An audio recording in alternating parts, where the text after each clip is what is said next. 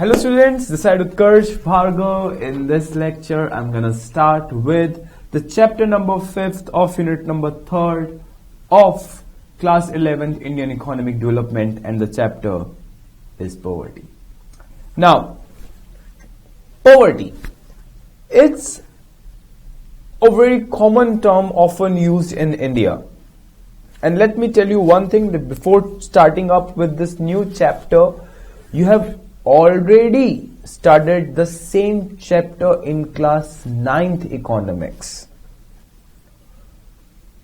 After all, that whole economics of class 9th was based on the topics like poverty, unemployment, and the level of backwardness, by taking the hypothetical examples. Like, I hope you remember there was a chapter 1 story of Palampur in your class 9th economics. So that was a kind of easy stuff trying to explain such kind of content. Now, if I'll ask you to define poverty in your own terms, how would you define such kind of term? You would probably say, sir, poverty is like the one who is poor. That is what I'm asking. Whom you will consider a poor? Yes, this guy is poor. What is the parameters in your mind to consider an individual a poor? The parameters would be like the one who is unable to fulfill their basic needs. So the one who is unable to fulfill their basic needs will be considered as poor. Now, what are the basic needs? The basic needs of an individual, conventionally, there were 3 basic needs. 1, food. 2, clothing. 3, shelter. Food, clothing, shelter. In our state, that is popularly known as roti, kapda and makan. These are the 3 basics or the necessity of an individual. But nowadays, this has become 5 instead of 3. So the 2 additional things which we have added, apart from food, clothing and shelter, there is education and health. So health and education is there in the basic necessities right now. So now the definition has turned out to be an individual who is unable to fulfill his basic needs like food, clothing, shelter, health and education will be considered as poor. And that state is known as poverty. Let us take a look. What I have just told you is the basic definition. Let us read the basic thing. Poverty has many faces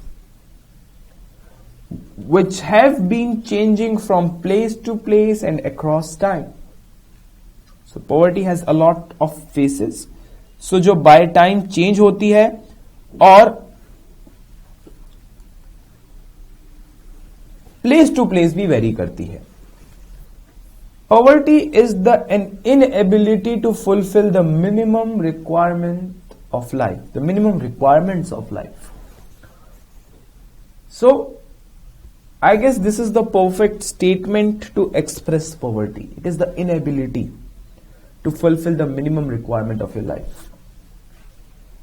आपकी life की जो basic needs है, अगर आप उनको भी पूरा नहीं कर पाते तो वही है गरीबी.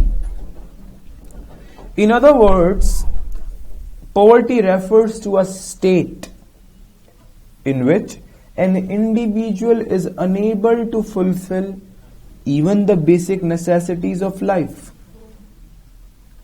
कि जो हमारी लाइफ की बिल्कुल ही बेसिक नीड्स है, जब हम उनको भी पूरा नहीं कर पा रहे हैं तो वही है गरीबी.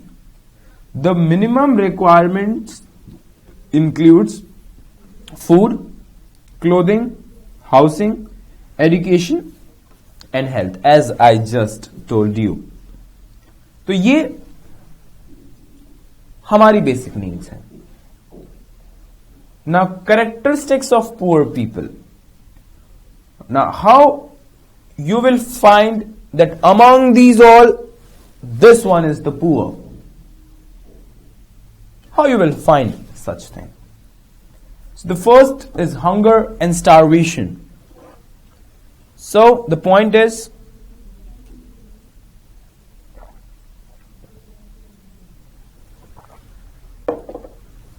excuse me. The point is hunger and starvation. Starvation and hunger are the key features of the poorest households. Means उनको proper nutrition intake नहीं मिलता. वो आपको बहुत ही ज्यादा माल न्यूट्रिशन एक बहुत बड़ी प्रॉब्लम है, उनमें आपको बड़े आराम से देखने को मिलेगी. So malnutrition is very high in those people among the poor class. Next is poor health. Poor are generally physically weak due to ill health, disability or illness. So, जो पुअर लोग हैं, गरीब लोग हैं, वहां पर आपको उनकी हेल्थ स्टेटस में भी कोई बहुत ज्यादा अच्छी इंडिकेटर्स नहीं दिखेंगे. Now, there is high rate of mortality among the poor. The mortality is very high. Next is debt trap. What is debt trap? Udhari ka jal. Debt means udhari, trap means So, this is also seen, observed in the poor societies that they often caught in the debt trap because they don't have any permanent source of income, because they don't have any source of credit, any institutional source of credit from where they can borrow money. So they often take credit from the non-institutional sources, which are not registered with the government, or I should say this thing that they malpractice the things and they exploit those poor rural people. So they borrow money from the local money lenders who charge high rate of interest that led them into chronic indebtedness. So the chronic means the one who doesn't leave you very easily, that is chronic. They're not aware of institutional credit facilities. As I said you that they consider institutional source of credit as a very hectic thing, a source of credit which contains a very hectic procedure. That is why they find themselves in the debt trap, because they usually takes loan from the local money lenders. where they just have to go, they have to mortgage something, and they just take loan.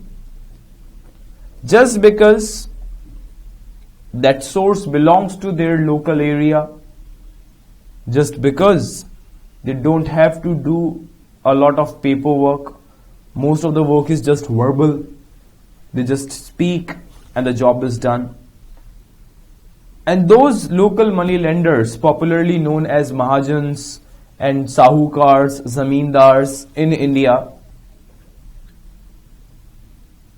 they do make some contracts, but those rural people are not literate enough to understand those contracts. And that is where those local money lenders takes the advantage and capture those rural individuals in the debt trap. Fourth point is the weak bargaining power. So the poor are highly vulnerable, means they are not the part of the conventional sophisticated civil society. They don't have much contact with the market people. So the poor are highly vulnerable, means they are excluded from the society. They are not able to negotiate their legal wages from employers and are exploited. Means it's just like the one who is vulnerable doesn't have the knowledge of the market wages, the current salaries. They went to some employer, they asked for a job, the employer offered a very low wage, but just because they don't have the knowledge, don't have the information about the market, they accept, and that is where they get exploited. This presents that they don't have, we will not say that they don't have the bargaining power. The thing is this, that they don't know about their bargaining power. They don't know what is the actual wage rate in the market. That is the point where they get exploited. They have very limited economic opportunities due to illiteracy. Yes, that is one of the major point, that they accept whatever the other party is giving them, because they know this thing that we don't have any other opportunity, whether we have to take it or just suffer. So that is why they accept everything. So they face unstable employment, and that is again a characteristic of poor people. The next, lack of facilities of electricity and water. When they don't have the facility of drinkable water, let's leave the electricity topic. If they don't have the access to the drinkable water, what will happen? We cannot think our life without water. We have to consume water daily, in every another second hour. What if we are consuming the unhealthy water, the water which we cannot drink, or you can say the adulterated water? So that would degrade their health status, which would probably negatively affect the health status of the whole society and at last the whole country. So that is the lack of the facilities of drinkable water. Let us talk about the lack of facilities of electricity. If those people do not have the facility of the electricity, Do you think that would make a difference? Initially it does not, but after a span of time it will.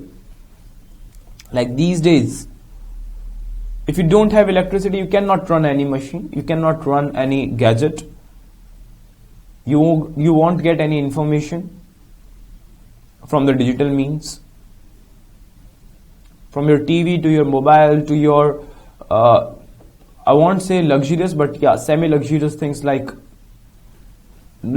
refrigerators, like heaters and things like this. All such stuff runs on electricity. So if you don't have electricity, then of course that would degrade your health status, that would degrade your standard of living. So the point is basically about most poor households do not have access to electricity.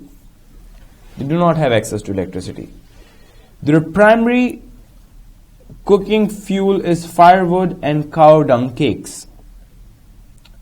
A large section of poor people do not even have access to safe drinking water.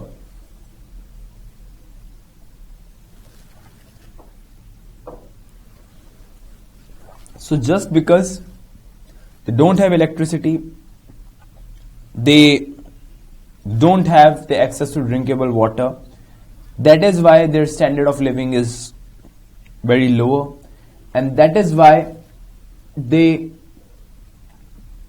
often find themselves in a very,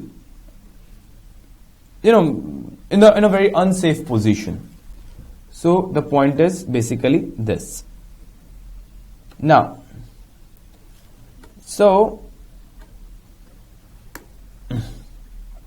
the gender inequality. Of course, you would probably find this thing very often in the rural areas. Gender inequality, caste inequality, and that is again the symbol of poverty. That in poor areas, some sort of gender inequality is there. Always you can observe, you can see this thing, that the females are always dominated by the males. There is evidence of extreme gender inequality in the participation of gainful employment, education, and in decision making within the family, which is again the symbol of poverty. So we often find that gender inequality, which is the symbol of poverty, and especially in the rural areas, and which would in turn leads to the poverty in the families as well. Then the seventh point is the identification on the basis of occupation. So the point is what? Scholars identify the poor on the basis of their occupation and the ownership of the assets. That what you are doing to earn your living, how much assets you acquire, you own, it also decides the level of poverty. They state that the rural poor work mainly as landless agriculture laborers. And it is true. Those who doesn't own their personal land, they work on the lands of other people, the other landowners, and they are called as the landless laborers. And again, most of them are from the category of the most least advantaged section in the society. The cultivators with very small land holdings, landless laborers, who are engaged in a variety of non-agricultural jobs and tenant cultivators with small land holdings.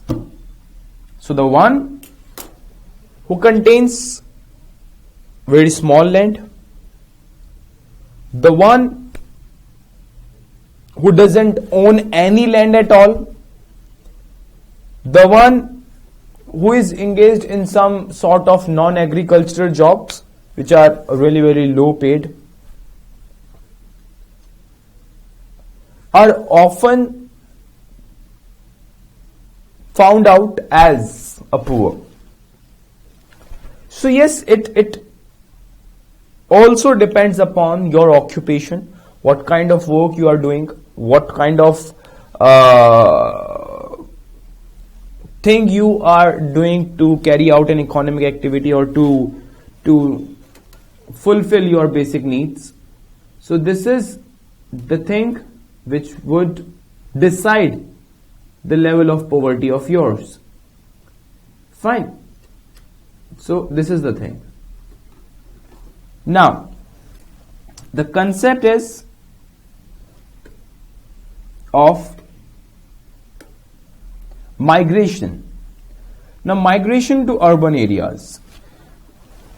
Well, migration is a kind of thing which can uplift the status of an individual in any terms. Of course, in any terms, because the urban area provides a lot of better opportunities, a lot of good opportunities. And that migration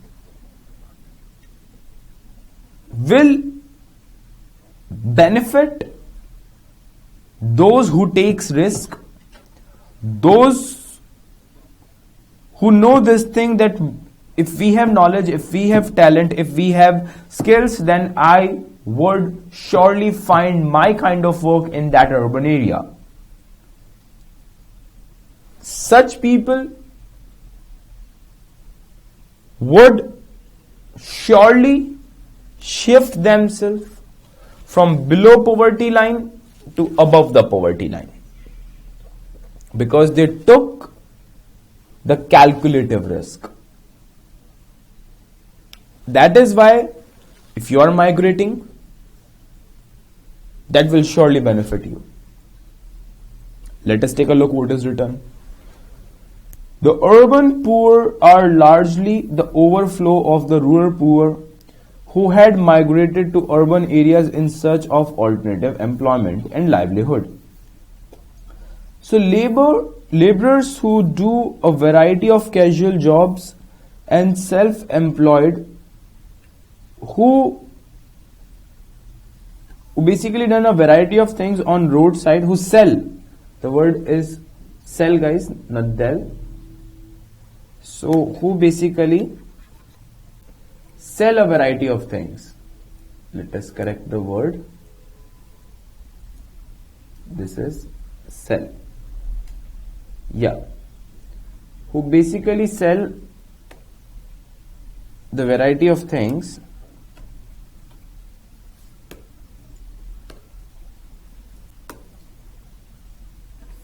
on roadside and are engaged in the various activities. So, if I talk about the overflow also, that overflow of poverty, what I personally think is that if the people are coming in a large proportion from the rural to urban area, that would of course benefit them with the hiked earnings, the increased earnings, and that is obvious that the earnings in the urban areas are very much greater than in the rural areas. So that would surely benefit them, that there is no doubt. But sometimes because of the overflow, it's hard to find a better opportunity. It's hard to find a better alternative to earn their living.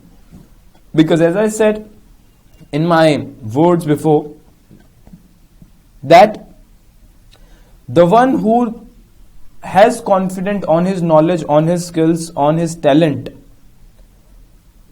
on his education, on his expertise, they would surely get a good opportunity in the urban area, and their migration, their cost of migration would outweigh by the increased earnings in the urban areas. So, migration would surely benefit, but sometimes if you haven't took the calculative risk, that may damage you as well, because in the urban areas only the talented people can survive.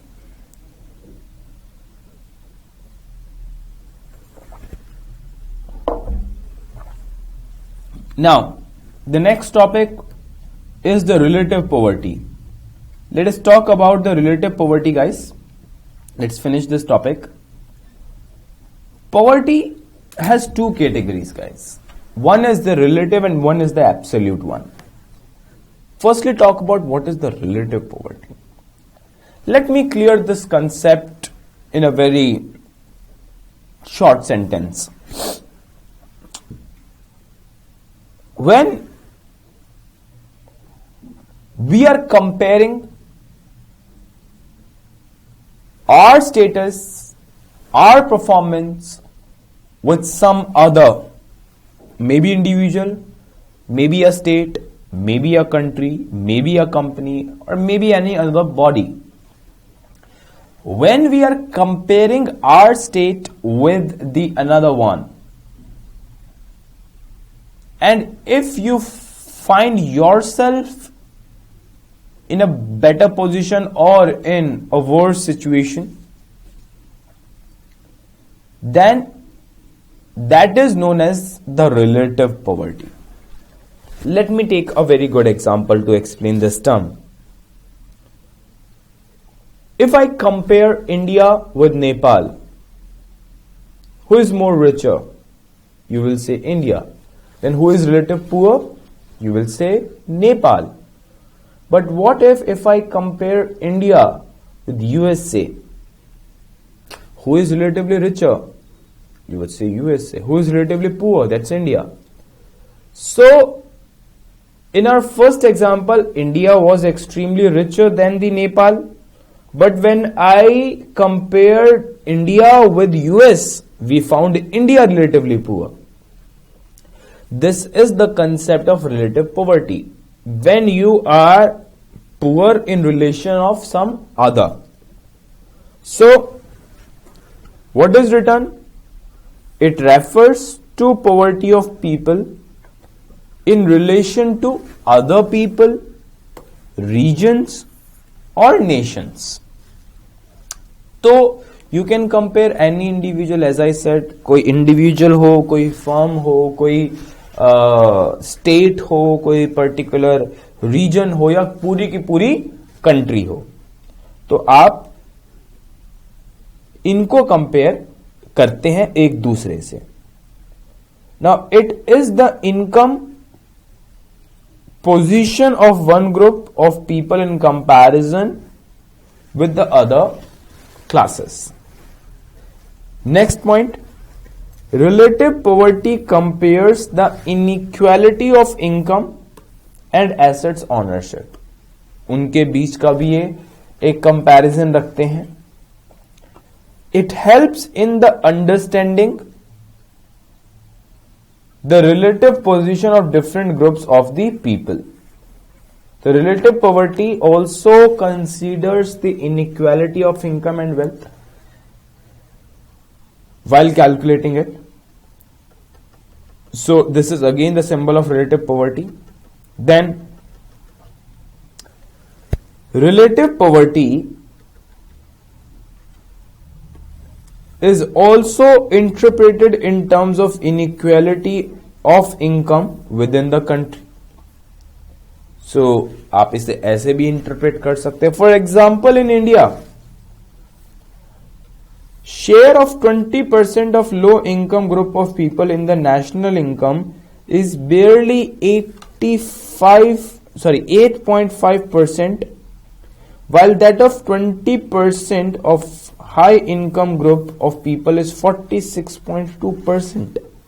My God, जिनको ये वाला data ना समझ में आया हो कि India के, अगर मैं बात करूं कि हमारी पूरी नेशनल इनकम में जो बिल्कुल लोएस्ट 20% लोग हैं, अगर 100% हमारी कंट्री में कमाने वाले लोग हैं, तो उसमें जो सबसे लोएस्ट 20% है वो नेशनल इनकम में कितना कंट्रीब्यूट करते हैं? खाली 8.5%।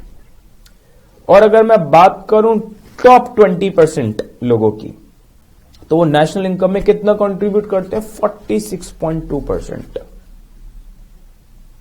That is amazing data. इस डाटा को आप कैसे और एनालाइज कर सकते हैं? गाइस, 20% का मतलब हो गया 5 में से 1 इस 20%, कि हर 5 में से 1 आप ये मान के चलिए कितना कैरी करता है। इन पांचों में जो डिस्ट्रीब्यूट होना चाहिए था 46.2%, आप पूरा 50% ही ले लीजिए, इट्स वेरी क्लोज टू 50, कि इन पांचों में जो बंटना चाहिए था वो कैसे बट रहा है? 50% खाली एक को मिल रहा है और बाकी का 50% इन 4 को मिल रहा है। ये है हमारी डिस्ट्रीब्यूशन। यही तो मतलब हुआ कि 20% कितना ऑक्यूपाई करते हैं? 46.2%, यानी कि 5 में से 1 ही आदमी लगभग पूरा 50% लेके बैठा हुआ और बाकी के 80% को, यानी कि 4 लोग, इनमें कितना बट रहा है? बाकी का 50।